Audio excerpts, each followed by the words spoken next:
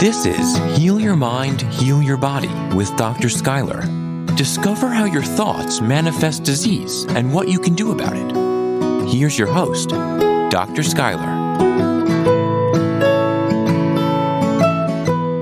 Hello, beautiful souls, and welcome back.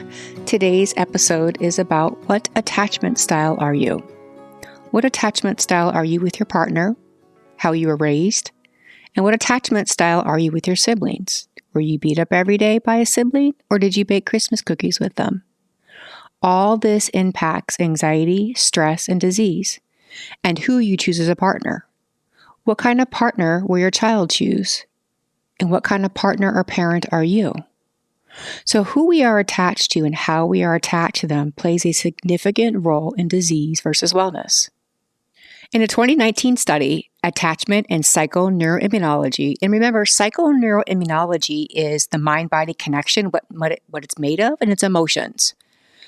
So in this article, it was talking about the interplay between psychological factors on the neural and endocrine systems and the immune systems.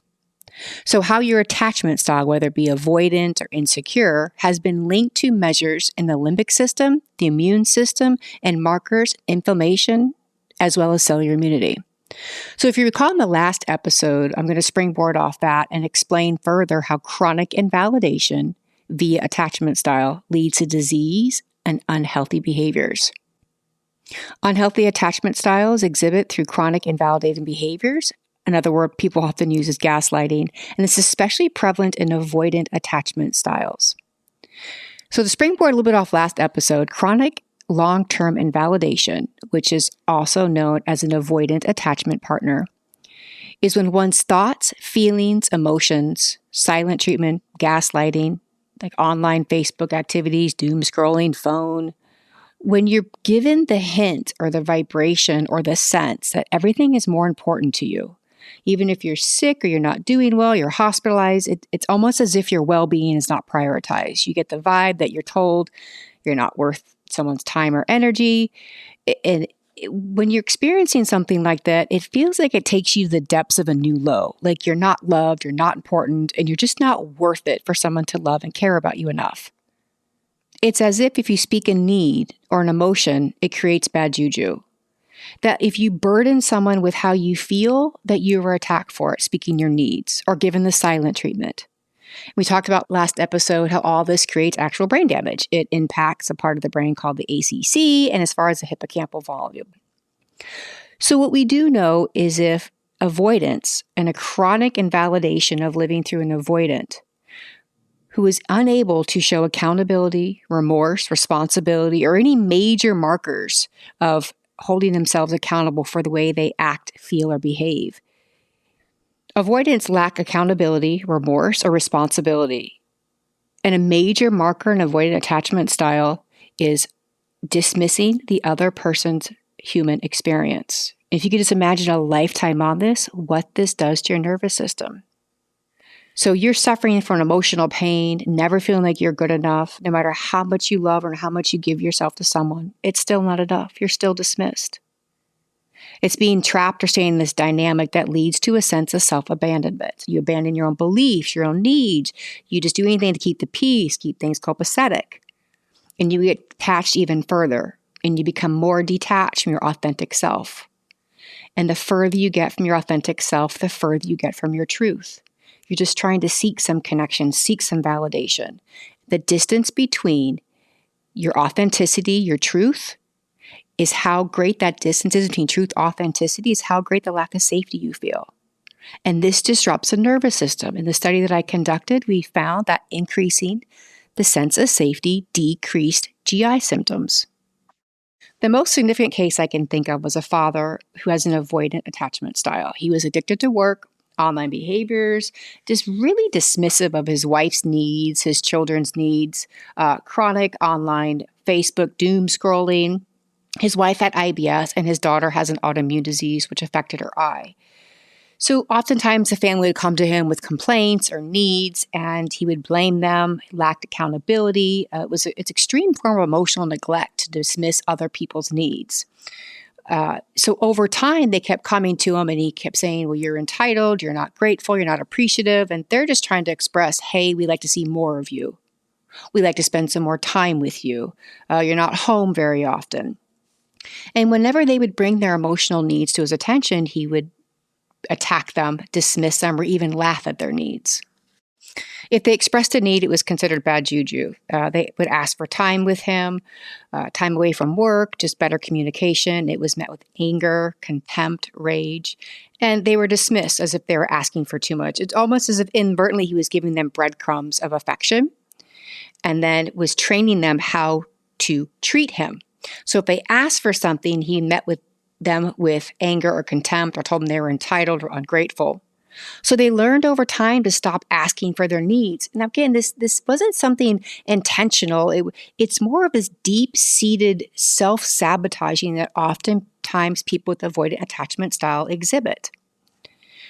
So after a period of time, children began to withdraw their communication. Basic communication becomes this source of distress. So the children have a need to be met. The wife has a need to be met.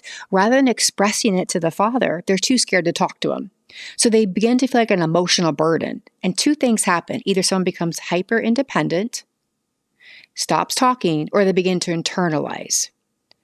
So the worse the reaction you get from the person trying to express your needs, or the greater the reaction you're going to have.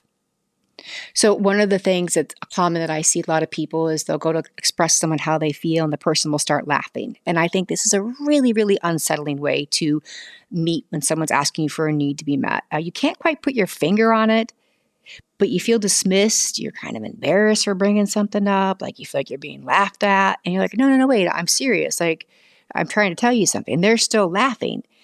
And it's almost as if you feel like you're going crazy for having these thoughts or emotions. You're shamed into silence, as if this fear of your needs are not being met with this dismissive laughter. And the concept, as I was just joking, we're just laughing, we're just playing along, you can't take a joke. You begin to feel like you're the problem for having a human experience, for having a human being that feels human emotions. So then this becomes like this deep-seated fear of rejection, a deep-seated fear of abandonment. What often comes from when you're around a partner who's avoidant or a parent who's avoidant is you begin to feel insecure attachment. Because of their chronic invalidation, their gaslighting for more of an everyday term, you begin to shut down. So eventually his wife left him. As soon as she left him, her IBS cleared right up.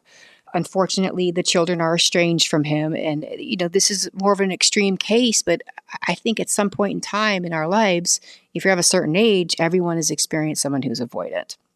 The mother's happily remarried. Her kids are happy. Everyone's safe. What's interesting is the dad still blames the adult children. He speaks very derogatory about them every chance he gets. He blames the victims. He calls them entitled, unappreciative. They have no accountability. There's just really a gross lack of awareness in his role in the estrangement. So avoidant attachment style is this very unhealthy attachment style with an alarming amount of lack of self-awareness, an alarming amount of lack of accountability and remorse. Oftentimes, people with avoidance, who are avoidant attachment style, they do not like to be cared for. If they're sick, they just want to be left alone. If they're going through a hard time, they want to be left alone. They prefer to be hyper-independent, and they prefer their partners to be hyper-independent, and they prefer their children to be hyper-independent. It's almost as if asking to have your needs be met becomes such a burden. The children and the partner begin to withdraw, and a maladaptive coping mechanism is hyper-independent. Or the other end of the pendulum is an anxious people-pleasing. So if you've had a parent that was avoidant attachment style, you may exhibit people-pleasing behaviors later in life, or you're hyper-independent. So an insecure attachment style comes oftentimes from avoidant parents. And this is going to get into the next example of attachment styles. So the type of parent that you are, whether it be avoidant or anxious, is the type of romantic partner that you are. And what I've noticed is a lot of Gen Xers, we grew up, come in when the street light comes on and all those typical back in my generation phrases. But you're broken or bleeding. There's not much parents to do about it. So it's usually, 70s, 80s babies grew up typically with avoidant parents. But I feel like the pendulum's almost swung in such a different degree where we have a lot of anxious parents now. And a really good example, and I was at the park last week with a patient, and oftentimes I take my pediatric patients to the park and we swing and we play, and it's just really beneficial process. So I watched this little 6-year-old girl come up with her mother, her father, and her grandparents. And I was like, oh, I just cannot wait to see what type of attachment style they have. Sometimes I cannot shut my brain off. I cannot help it. So she runs ahead and I'm like, oh my gosh, she's secure attachment. I never see secure attachment anymore. And she goes on the monkey bars. And at this point in time, I know I'm in session, but I'm flabbergasted. I'm getting ready to see this secure attachment 6-year-old girl climb on these monkey bars all by herself. All of a sudden, the father comes barreling through the gate. Stop, stop, stop. Be careful, be careful. I'm like, there it is, the be careful parent. The anxiously attached parent who every other word is be careful. So as she's at the park, and this will also explain the attachment style further later on in the episode, but she goes to the monkey bars, and I taught my kids to do monkey bars too. And what I did is they held on to it and I stood underneath them ready to catch them at any microsecond. But I was like, you'll figure it out. And if you fall, I'll catch you. Like, you got to develop your muscles. Just go for it, kiddo. What this father did is he held her the whole way up and she barely touched the rungs. Good job, what a great job. And she didn't use any of her own self-efficacy, her muscular development, any of her own capabilities to cross the monkey bars. It was, be careful, you're going to fall. Then I watch her run over to the swings. Be careful, you're going to get hit. Gets on the swing. Not any part of herself pushed herself on the swing. Her parents had to push her. Be careful, too high. What I want to point out with anxious attachment style parenting is it's a world of be careful, and this child is 6 years old. Imagine how many times a day she hears the phrase be careful. So even playing now is not careful. Riding a bike is not careful. Be careful, you're going to fall. Be careful, you wear a helmet.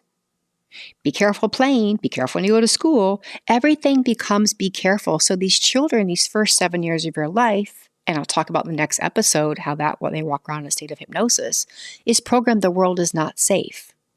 So the opposite end of avoidant is extreme anxious. So how do these examples influence disease? Attachment style and your parental influences impact children's mental, emotional, and physical health, including heart and GI health. So in other words, your attachment style, how you were raised, influences your limbic system, your nervous system, your stress response, your anxiety levels, and your wellness and disease process. Okay, but how? How does it really impact that? And the best way to break it down is something called vagal tone. This study in 2011 revealed that adolescents with the greatest empathetic responsiveness had low levels of attachment insecurity, means they were highly securely attached to their caregivers. They had higher levels of vagal tone.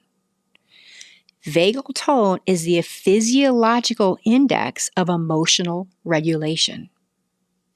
So in other words, your attachment style as a parent influences your child's mental, emotional, and physical health. Vagal tone is a clinical measure to indicate overall levels of vagal nerve activity, and it's measured through something called heart rate variability, HRV.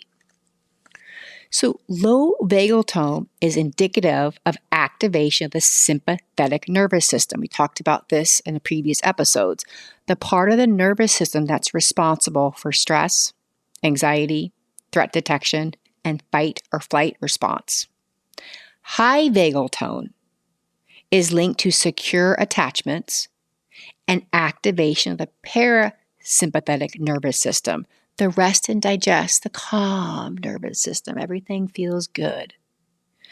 So what this study is referring to is the vagus nerve, the nerve that connects the brain to the gut, which plays a significant, important role in maintaining your body's homeostasis. This influences your cardiac function, your heart rate variability, your vagal tone. So What exactly is heart rate variability? Oh, this is so significant to the disease process because low heart rate variability is linked to disease. Heart rate variability is simply the measure of the variation between your heartbeats. And it's controlled by a primitive part of your brain, the autonomic nervous system. So all of this works on a subconscious, automatic regulating our heart rate, our blood pressure, our breathing, digestion. So this autonomic nervous system is broken down into sympathetic and parasympathetic. So what does any of this have to do with your parental attachment style or the attachment style you are with your partner? How you were raised, how you are with your partner. Your attachment style impacts heart rate variability and vagal tone. The attachment style of people that you love the most can create a series of automatic negative thoughts. I'm not good enough. I'm dismissed. The world is not safe. I'm not lovable. I'm not wanted. So these actions of be careful. Okay, the world's not safe. Hey, I don't want to talk to you about something. I'm a little upset that you were too busy to say hi to me after you came home from work. Well, I'm so busy. You're not appreciative or grateful. I worked all day. Dismissive. Okay, well, I'm not important enough for someone's time. These automatic negative beliefs begin to experience this cascade of hormones and chemical reactions that innervate every cell of the body. Go back to episode 1, the 30 trillion cells, catching other people's vibes and their stressors. Unhealthy parental attachment style impacts the vagal tone, directly influencing the fight, flight, or frozen. And we know a prolonged fight, flight, or frozen impacts the endocrine and immune system, inflammation, IBS, GI. When you have an attachment style, you cannot express your needs. It creates stress, unexpressed emotions, anger, perfectionism. I'm never good enough. I'm going to dismiss my own emotions. All of this impacts inflammation. So there's 4 main types that I'm going to break down here that are the most common types of attachment styles that I see with diseases. We talked about avoidant. We talked about anxious. And I like to break down anxious into bulldozer or helicopter. So we've got the example of the father, the avoidant, who when you abandon yourself and you suppress your needs, you become hyper independent or you become anxious. So for an avoidant, instead of craving intimacy, they're very wary of a sense of closeness. They try to avoid emotional connection with others. They'd rather not rely on themselves or have others rely on them. So attachment style for avoidance is marked by distance, becoming largely out of tune with their partner or their children's needs, often creating this great distance and this great distress. And oftentimes they lack a significant ability to recognize emotional intelligence or have communication skills. An avoidant will not be held accountable and they'll shift the blame often because they feel so guilty and so full of shame they can't articulate their emotions. They feel them. It's not like a narcissist or something like that. They feel them. They just can't express them. And oftentimes they'll say, I'm sorry you feel that way. You can't take a joke. You're overreacting. I'm just a bad partner. Why are you with me? I'm a bad parent. Why are you with me? I'm such a bad dad. They will attack you for saying your own needs. Being over-empathetic with someone with this form of attachment style often leads to people-pleasing behaviors in yourself. So if you had a parent or a partner or a sibling that was avoided, you may begin to have over-compensatory behaviors where you're seeking validation from them, doing people-pleasing behaviors.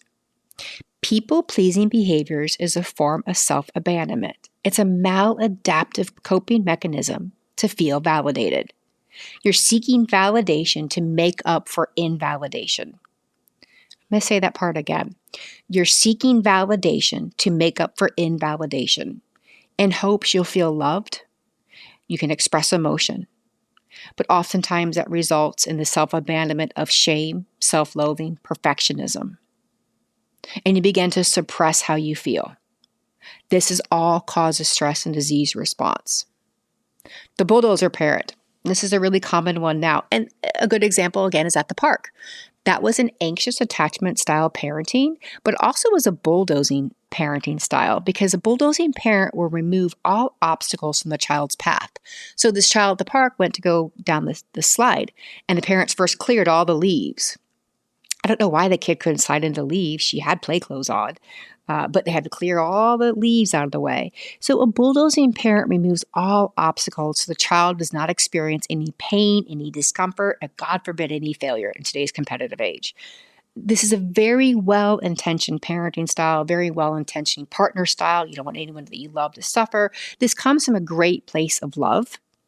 But obstacle-free life is not a livable life. So parents or partners that intervene the slightest sign of difficulty or distress, what happens, it begins to create a sense of self-doubt in the child. The child begins to feel challenges, high anxiety, begins to feel that nothing in the world is doable for them. They begin to create low self-efficacy. So if you had a parent or a partner who is a bulldozing type, kind of gets all obstacles out of the way, this oftentimes forms a sense of codependency, enmeshment. You rely on them too much. This enmeshment happens when parents and children, or parents or partner, or even siblings, they begin to blur the lines of autonomy and individual identity. And what's critical for social and emotional and psychological development is emotional autonomy. So if you have a bulldozing attachment style, or if you're raised in that, you begin to lack this own sense of self-worth. All of this impacts the disease process. So I find oftentimes that adult children, pediatrics, they're 21 to 26, who have bulldozing parents, they can't drive, they can't order their own groceries, they can't adult because the mom has been so over-involved in their life. Lots of times there's a lot of GI distress, IBS, Crohn's. They're the first parent to call the school with a complaint. They're the first one to jump in when the child has a problem with friends. They just clear the way for fear that their child is going to fail. So this child develops a core belief that they're not good enough to solve their own problems. I call them failure to launch kids, or slow to launch. And they become paralyzed to experience life. All of these fears that I can't do it on my own, I'm not good enough, I'm not capable, lowers the sense of self-efficacy, increases anxiety, increases stress, which is linked to disease. The other one is a helicopter parent. Be careful, parent. And this one's pretty well known, but this is when people are overly involved, trying to complete any obstacles or tasks. Now, I have absolutely done my kids' homework a time or two. Sorry, teachers. But this is a parent who might do them too often, that does the homework because they don't want the kid to get a bad grade. This also includes being really overly protective, strict supervision. You might even have this to yourself as a child, this really strict, you can't go anywhere, you can't do anything. And kids go one of two ways. Either they acquiesce to it or they rebel and hopefully they don't get caught. So the helicopter parent begins to make decisions for their children. The child learns that they can't trust themselves. A really good example is evidence is linked to helicopter parenting is linked to perfectionism and people-pleasing traits. So when you have someone that does everything for you, you want to overcompensate it. Well, wait, prove to yourself, prove to the person, I can do it. So people become perfectionistic. And this is so common with OCD, GI distress, dyspepsia, almost any functional GI disorder. If someone's to walk into my office and they have a functional GI disorder that's below the diaphragm, I already know they have perfectionistic tendencies, and there was an anxious attachment style somewhere in their history. It's just part of the mold. So when you also do this perfectionistic traits, trying to overcompensate that you are good enough, you are capable of doing something, just give me a chance. This also is a form of self-abandonment, that you're not expressing your truth, you're not living your authentic self, and it creates a sense of unsafety in the nervous system, constantly trying to people please other people, constantly striving for perfectionism is exhausting. So in terms of attachment and perfectionism, this study from 2005, that anxiously insecure attachment style strive for perfectionism in order to win and seek love of their caregiver. They become overachievers. Overachievers and GI, functional GI disorders, they're best friends. So anxious attachment. People who are anxiously attached, how does it all begin? Where does it start from? obviously is coming from a place of love. There's no ill intent here. They overcompensate for what they believe to be extra love and attention upon their children because probably they grew up with avoidant parents. So when raising their own children, they become overprotective, overcompensate. They begin to fill the emotional hole of their own childhood experience where they lacked love, attention, and safety. So a helicopter parent remind their child, when on the bike, don't fall, be careful, don't fall from the monkey bars. And whenever I hear that, I want to tell people, secretly in my own head, I'm thinking, your kid inherently knows not to fall, right? Like we ride a bike, we know not to fall. We climb the monkey bars, it's kind of part of our instinct. We know not to fall from the monkey bars. But this is coming from a deep place of love, trying to overcompensate for probably having avoidant parenting style as they were children. So we can begin to paint a picture of how attachment style impacts and creates stress, as it can drive and influence people-pleasing, perfectionism, hyper-independence, and internalized emotions, fearful to express our needs. So we begin to stuff our authentic self down and not use our voice, not use our truth. And this creates an internal state of lack of safety. So driving these maladaptive traits of perfectionism. This creates a disruption in homeostasis, a disruption in our nervous system, a disruption in healthy thoughts and beliefs that we can even begin to feel we're not important. We are not worth the time and energy of a loved one. That through certain attachment styles, anxious and avoidant, it creates chronic invalidation. A be careful parent. All this creates stress and influences our limbic system, our immune system, and our endocrine functions. So next week, we'll go over the science behind how these attachment styles impact our immune system and how exactly does it foster disease and anxiety, and what is the science behind it specifically. That attachment styles impact something called the vagal tone. The vagal tone directly influences disease. As well as what does a secure attachment look like, but what does a secure attachment feel like? So next week, we'll go into all of that, and we'll dive a little bit deeper in how attachment styles impact the disease process. I also have a workshop and a retreat coming out this fall. If you go to drskylar.net, you can send an email and get some more information on it. As well, if you want to subscribe to newsletters, downloads, and sneak peeks into the book, it'll also be on drskylar.net. Sending you guys so many abundant blessings and healthy vibes. Thank you for your time. I feel so grateful you have listened to the end. When we begin to understand how our body manifests stress, trauma, depression, anxiety, and even unexpressed emotions, we then create a space, a bandwidth in our minds to begin to heal our bodies. Healing is a decision, and I am grateful for yours. Abundant blessings, Dr. Schuyler. To learn more about the work Dr. Schuyler is doing, please visit drschuyler.net. That's drskYler.net. And remember to subscribe to this podcast wherever you like to listen.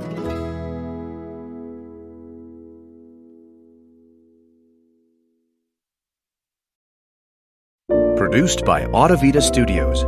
Connect your voice to the world.